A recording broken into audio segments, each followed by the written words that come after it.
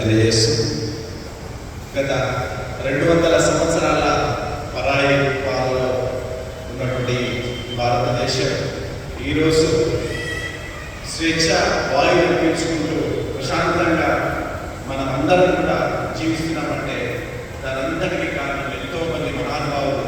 ప్రస్తుతం ఈరోజు 75 వసంతాలు పూర్తి చేసుకొని భారతదేశం మొత్తం కూడా ఒక పండుగ వాతావరణం ఏర్పాటు చేసుకున్నది.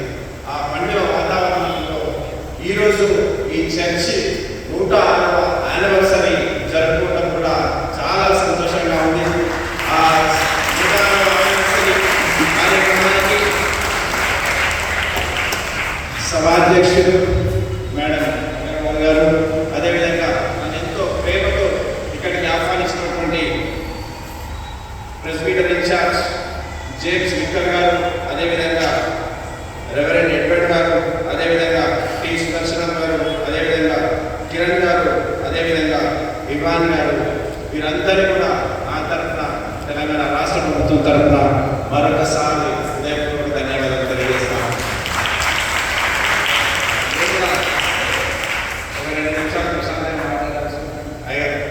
ఎందుకంటే నేను 4వ తరగతి నుంచి ఇంటర్మీడియట్ వరకు మిషనరీ హాస్టల్లో చదువుకుంటా ఉండే. మిషనరీ హాస్టల్ చదువుకున్నప్పుడు స్పోర్ట్స్ కార్యక్రమాలైనా చర్చి క్రిస్మస్ వచ్చినా కూడా చాలా సంతోషంగా ఉంటుండే.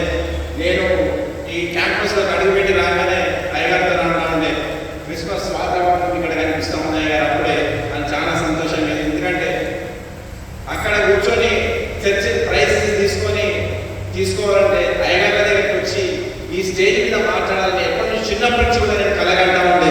అదే అయ్యగారితో నేను ఎక్కడ స్టేజ్ మీద పంచుకోవాలి, నేను